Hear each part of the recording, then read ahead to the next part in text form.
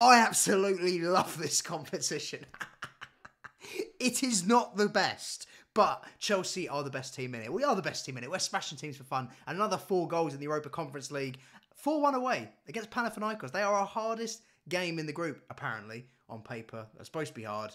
It wasn't very hard, but we got a lot of talking points because we had some good performances. We had some good individual performances, a decent team performance, and one that was front and centre was Mudryk. People saying he has to start. I've seen it on social media.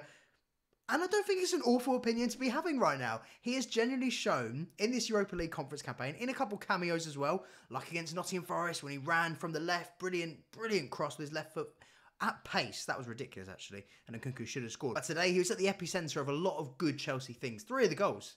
He had a big hand in 3 of the goals. And we'll talk about that first one. First one is a delicious move from Chels. Absolutely wonderful team goal. Dewsbury Hall, good ball, great flick on from João Felix. Mudryk showing a bit of patience. And you didn't see that patience a few minutes before. Mudryk cutting out a shot. And he was screaming his head off at someone. He was having a go at them. Which, do you know what? I don't really mind. We've seen quite a timid Misha at the bridge. And it feels like maybe he's grown into himself. Maybe he's kind of, manning up. Maybe there's a bit of him thinking, nah, I will have a shot if I fancy a shot. It might go out of the stadium, but I'm going to have it because I fancied it. Whereas on this occasion, he didn't do that. He waited for João Felix's run. João Felix received that 1-2 perfectly, but great pass from Mudryk with the weak foot as well, and he tucked that home. That was a lovely team goal. And I was happy with the first half. I thought it was professional.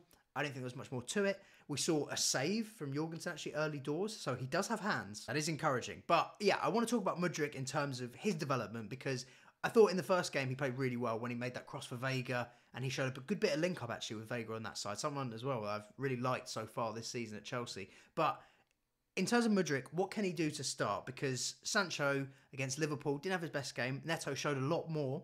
And he showed bits in this game, more in the second half from Neto, I think. But Mudryk is also sitting there saying, I'm a problem you've got, a positive problem, a problem in terms of which one do I go with? He's giving him options. He's giving him something to think about. He's giving Maresca food for thought, genuinely. Like I said, the Nottingham Forest game, he could have set up our winner brilliantly.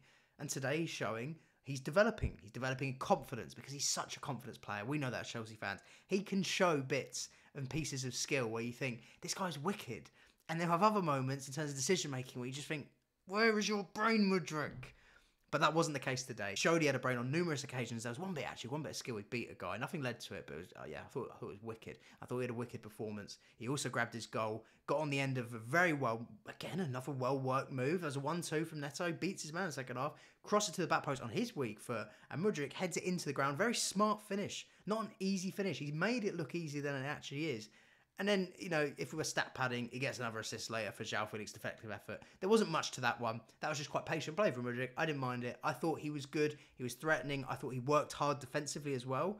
Off the ball is a key area where perhaps he hasn't shown enough intelligence for past manager at Chelsea and perhaps under Maresca. But this is something that's encouraging. We're seeing a player develop and learn and get more confident and maybe grow that brain because that's where he becomes frustrating. But I can see why people maybe want him to start the weekend. I would... Against Newcastle, it's a conundrum. It really is because Sancho, I didn't think was great against Liverpool, but has been good so far this season. Neto, I thought was good against Liverpool. Didn't show loads tonight, but he was playing on the other side to where he would play, I think, on the weekend. I think Noni Madueke will keep his place, obviously. But I think you go with Neto, but I don't really mind. I think that's quite a nice thing. And also, Mudryk, he scored a wicked goal against Newcastle last season. I was at that game. I had a wicked view of that. I keep saying wicked. Sorry, that word is glued to my head at the moment. It's a good word, right? But either way, I'm quite happy with whichever option he goes with. I think you can justify any of them for different reasons. I think Newcastle might sit a bit deeper, so Sancho might make more sense in terms of picking the lock. But if Newcastle were to come at us, you think a Neto or a Mudryk could get more from that. So it's interesting to see. And it's really nice to see because, yeah, Mudryk has not had the easiest time at Chelsea. So it's always good to see a player's confidence rocketing. Great stuff, Chelsea. As for Chelsea on the whole, yeah, job done. Terrific. Like I said, that's the hardest game on paper, and they walked it. They walked it with an entirely rotated team. Marc Cucurella and Enzo Fernandez have been playing a lot of first-team games, but, they didn't play on the weekend, so it was completely rotated.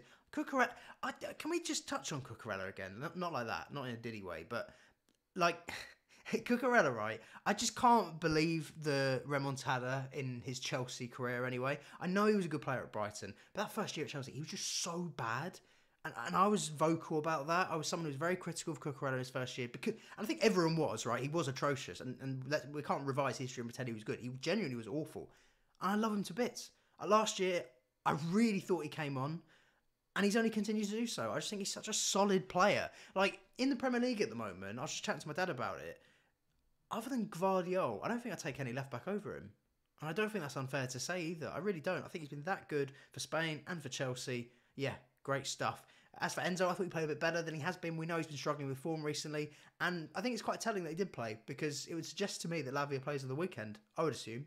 You know, those boys were left at home to probably starting at the weekend. Although Gusto, I'm not sure if Gusto will. Like, if he's going to play Reece, I'd rather he play Cucurella at left back. I'd rather he not go Gusto at left back.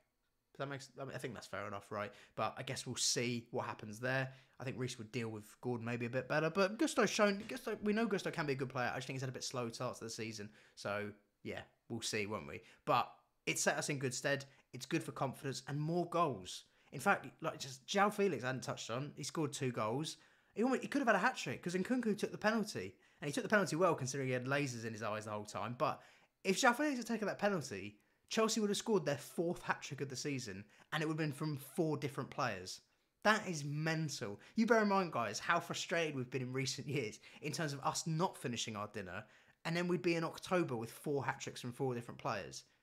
That's something in itself, right? Obviously, Jackson hasn't even bagged a hat-trick. Hopefully that comes at Spurs away again, but we're seeing a lot more goals, which we can't really complain about. We know they've been hard to come by, particularly in that potty. It feels like we scored about 6 goals.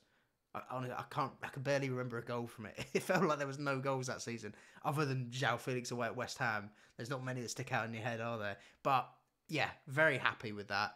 Can't complain, and it's good for confidence. Players scoring goals is never a bad thing. Even Nkunku, he's a weird one, Nkunku, I think, because he's on like 8 goals, and performance-wise, I can't really say anything amazing about him.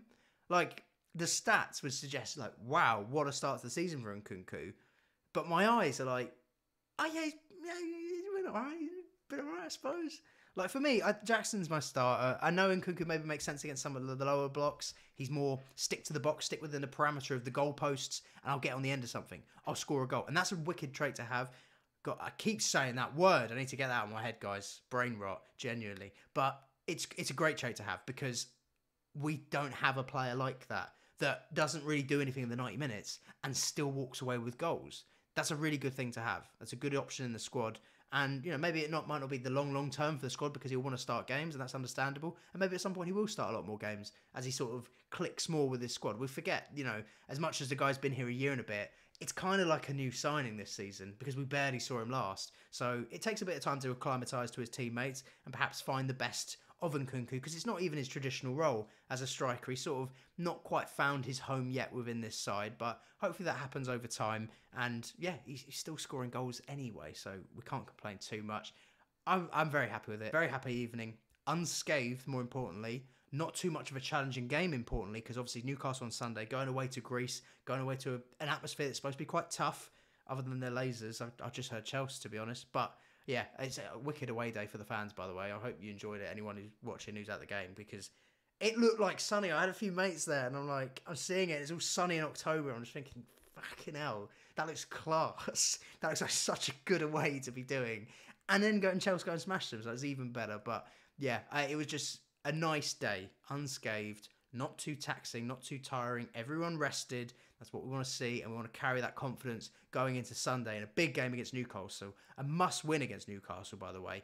Like, I know we've had a good start to the season, but if you don't win that, suddenly it looks a bit worse, because you've drawn to Forest, then lost to Liverpool, then dropped points again. We have to win on Sunday, and we have to beat United away, and then we'll come to Arsenal. And at that point, for me, that's like, you can't lose that game. I want a minimum of 7 points from these 3 games. I don't think that's too much to ask. I believe in the Chelsea side. They are better than Newcastle. They are better than Manchester United, so they should be taking 6 points. And when it comes to Arsenal, a win would be delicious. We would love a win. A win would do. I do some disgusting things for a win. I can't lie to you guys, but yeah, a draw would not be a disaster either. Those would be good results. I think 7 points from those games, we couldn't complain too much. So we'll look ahead to that. Hopefully, it's a win. It has to be a win, Chels. You can do that. And like I said, tails are up. Confidence is high. Despite the Liverpool loss, there were nice signs to see in that game. And coming back from the international break, whenever we're always a bit laggy, I always think. So maybe that was why Palmer wasn't quite as on it. A couple other players didn't quite click into gear, as we know they can. But we saw the formings of that Caicedo-Lavia partnership that we're hopefully going to see a lot more of and keep Lavia fit. Hopefully Reece James is fine. Please be fine. And we can see more of him because, I mean, we all miss watching Reece James, don't we? It was nice. Even seeing him do a little turn against Liverpool was like, oh, there it is. There you are, mate. So, yeah, I'm very excited. And it was a nice win. And, as much as I'm having a laugh, taking the piss to some extent about this competition, realistically, I want to win this. Chelsea, I want to see Chelsea lift silverware. That's a big thing. And I know the Europa Conference League is well below the level of the Roman Abramovich era in terms of what we are capable of winning and what we did win, right? But it's something. It's a start. And I want those players to melt together, have some nice experiences lifting stuff. That's what kind of bonded those past Chelsea sides. It's the knowledge that they knew they could trust each other, that they'd go and win things, that they were a serious team. It's the markings of a serious team. Look, West Ham won this. We should be winning this. We should be walking this. But that said, it also comes with the whole, we're the only team to have won everything. Because, like I said, no one that's won Champions League is playing this competition. This is a competition Chelsea should be winning, have to be winning, and I want us to win. It's not like, I'm not really arsed if we go out. I genuinely do want us to win this. And a domestic cup would be great as well, but as in, when I look at this season as a success, I think if you win this and get top 4, Chelsea back under the lights, Champions League music playing, Cole Palmer, certainly a player of that level, playing where he deserves, and a lot of these Chelsea players, by the way, they are easily Champions League calibre. I know we didn't play the first team today, but in general, right, we have a good squad, we have good players, so we need to be back in that. If they're lifting a trophy as well, it's only going to help act as a catalyst for this Chelsea side winning more in the future, because they're getting more of a taste for it, and they've got the know-how for it. Even if it's a smaller level competition, we know those things help.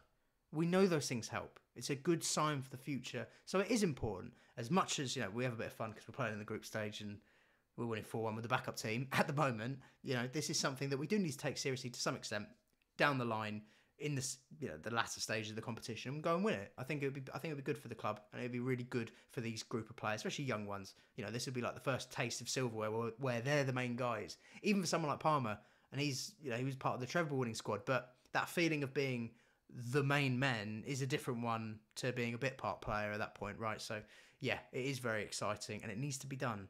We need to win it. We need to win it. But yeah, let me know what you guys think in terms of who should start the weekend. Are you in Mudryk camp?